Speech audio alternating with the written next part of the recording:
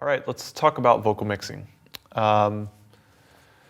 You've got different types of vocal tracks when you're doing the vocal mix, and those types are the lead lines, the doubles, the harmonies, and the background vocals. You're going to treat each type of line a little bit differently because it needs to have its space in the mix and in the song. And I'm going to show you kind of what to do with each type of vocal. But first, let's talk about mixing vocal tracks in general. With vocal tracks, you're basically dealing with one of three things. You've got your dynamics and your EQ, you've got your spatial and modulation processing, and then you've also got the delay and reverb. So let's talk about dynamics and EQ first. Now, let's listen to just this main vocal with nothing on it. If you could turn back time and start again. So the first thing we notice is there are certain parts that are hard to hear, and if you're looking at this vocal take, you can see that some parts, such as this, is much quieter than other parts like this. So these tiny sounds and qualities of the performance are more difficult to hear in comparison to the louder points. I'll play it without a click so you can hear that. If you could turn back time and start again. So the vowels are very easy to hear, but the consonants and other things, such as the characteristics of his voice, are a lot more difficult to hear. So let's talk about how to actually make those more apparent. We're going to use compression to do it. Let's go with my vocal compressor, which is called gain reduction. Now, with gain reduction, you have your slay knob, which controls how much compression there is, and your gain knob, which kind of controls the overall output of the signal. So if we start with the slay all the way at 0, you'll notice that nothing has changed. If you could turn back time and start again. But as we raise the slay knob, you'll notice that the different parts of his vocal start to become closer in volume. If you could turn back time and start again.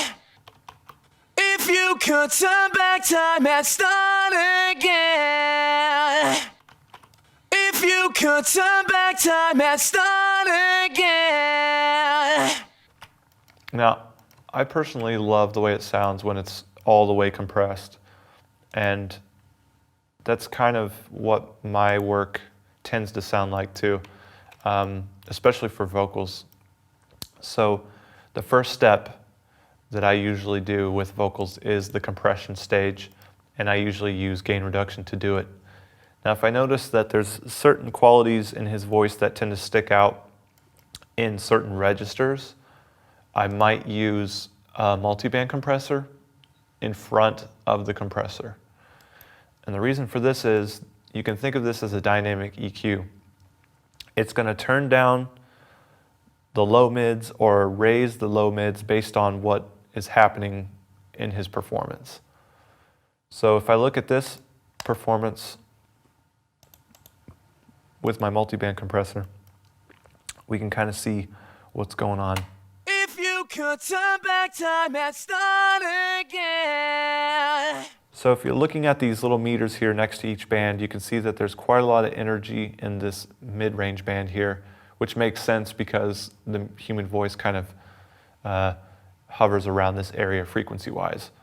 So if I was to increase my range and then change my threshold for that band, I could effectively react to those frequencies without affecting the others.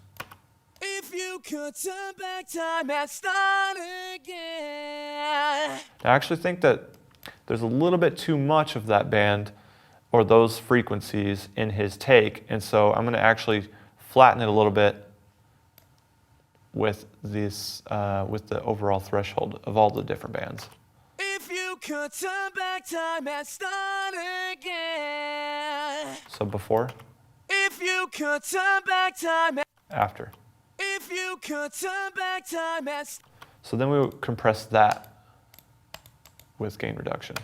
If you could turn back time and start again. Now let's try without. If you could turn back time and start again. And then with. If you could turn back time and start again.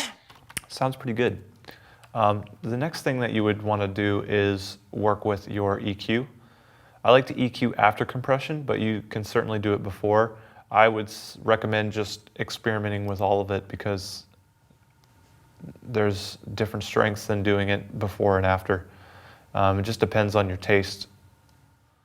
I'm going to go in and use something like a Q10. If you could turn back time and start again. If you could turn back time and start again. I usually like to start by going through and figuring out what frequencies I don't like and removing them. If you could turn back time and start again. If you could turn back time and start again. If you could turn back time and start again. If you could turn back time and start again. If you could turn back time and start again. If you could turn back time and start again. And it's always good to kind of make your adjustments a little bit more exaggerated and then back them off after you've found that area that you want to remove. You start to remove it until it sounds right, and then I usually will back it off just a little bit because I don't want to affect it so much that it sounds drastically different. I'm just trying to kind of shape the tone overall.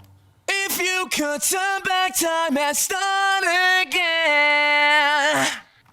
If you could turn back time and start again. If you could turn back time and start again. Cool, I like the sound of that. So next, let's talk about doing some spatial and modulation mixing on the vocals. Let's take a harmony, for example. Now, this harmony in combination with this main, right now will be only mono, so let's just hit play and we'll notice that it's just right down the middle. If you could turn back time and start again. One thing you could do is record that harmony several different times and pan it across the stereo spectrum, but I typically like to make it easier on the vocalist because, you know, if you think about an entire album and the amount of vocals that you need to record, you're going to have a lot of work to do. So I typically try to just do one harmony for each one and then worry about making it sound wider later on. And the reason why is I like my harmonies to be wide, but I don't want to make the vocalist work harder to make them wide. So I'll just start with a regular harmony and I'll use various modulation effects to make the harmony sound like it's more stereo spread. So with this harmony, I'm going to use the waves doubler, and I'm going to remove the direct channel, which is the center channel. So let's hear what that sounds like. If you could turn back time and start again. And I'm going to check on a spectrum analyzer to make sure that it is actually stereo.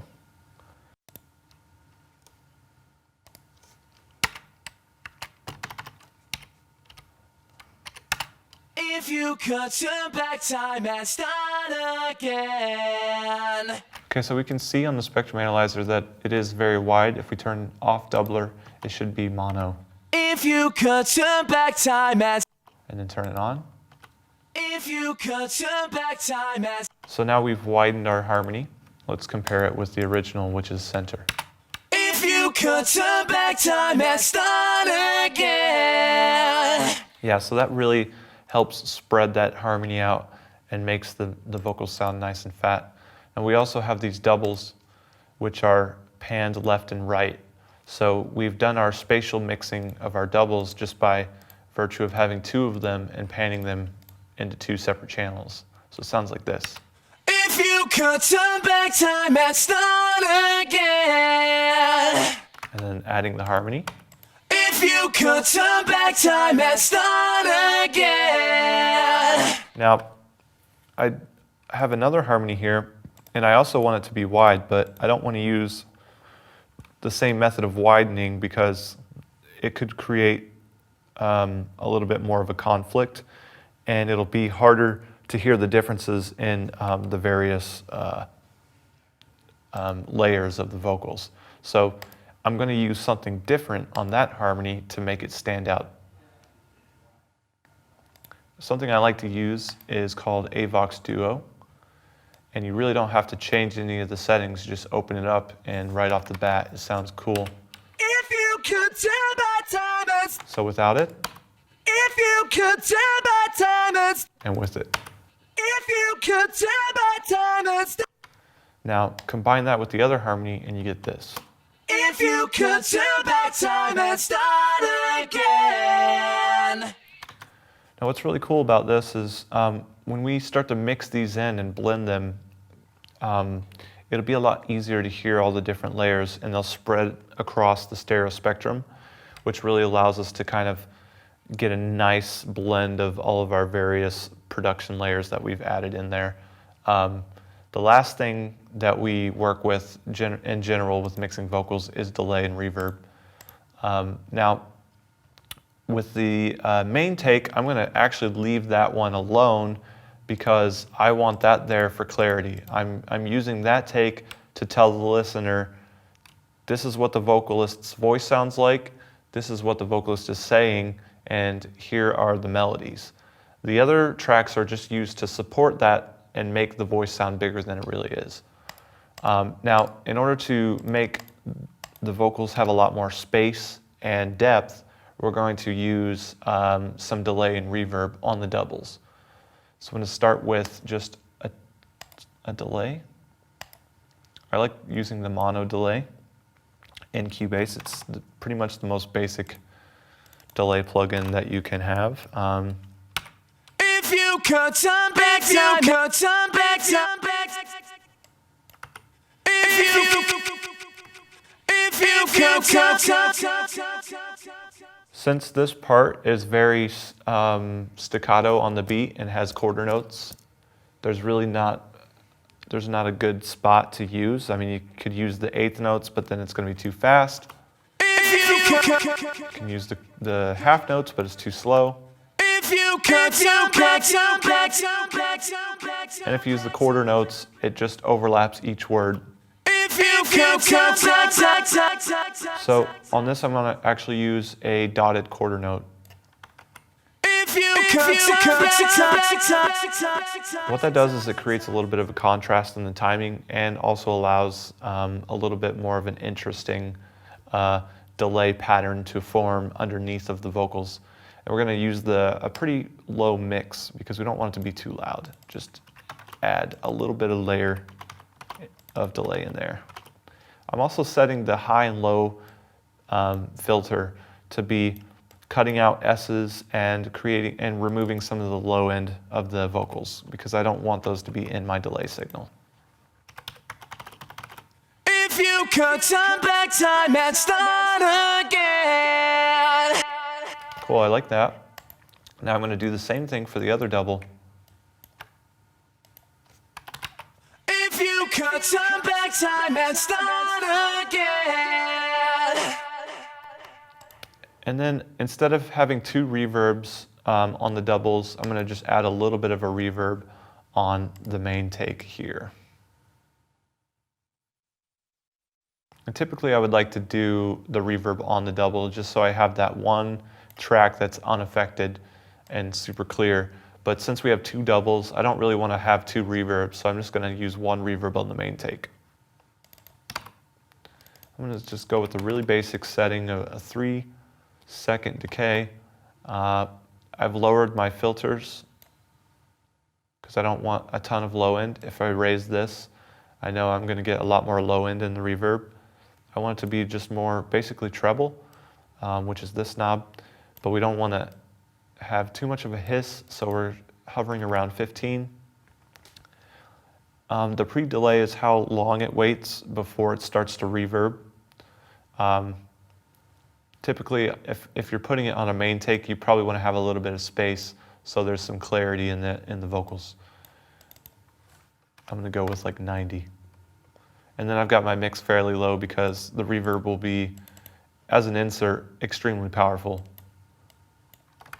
If you could turn back time and start again. If you could turn back time and start again. And remember, a little goes a long way with reverb. All right, let's add in the other layers now. If you could turn back time and start again. Cool. As far as mixing goes, I feel like that sounds really great, but we do not have our levels really where they need to be. So I like to start with linking the doubles because there's stereo, and basically turning it all the way down and just playing that main take with the song. If you could turn back time and start again. If you could turn back time and start again. Now, what I've done is I've left the main vocal at 0 because I know that I want to base my entire vocal mix around unity gain. This is because when I'm done with this whole song and I finish the entire vocal mix, I know that everything will be relative to that 0 point. And so if I import it into the song and it becomes too quiet, all I need to do is take my final fader that all of my vocals pass through and turn it up. Or take my final fader that controls the volume of all the music and turn it down. So I'm turning the volume of the actual song down to create the level that I want to hear for the main vocal. So when I hit play, I'm listening to the main vocal and turning the song down until I feel like the main vocal is actually where I want it to be. If you could turn back time and start again. That's the balance that I want to hear. If you could turn back time and start again. From there, I will go into the mixer and hit play and just slowly bring up my doubles until I feel like they're in the right spot. And I want them to be a little bit under the main vocal because they're just there to support the vocal and make it sound fatter than it really is. If you could turn back time and start again.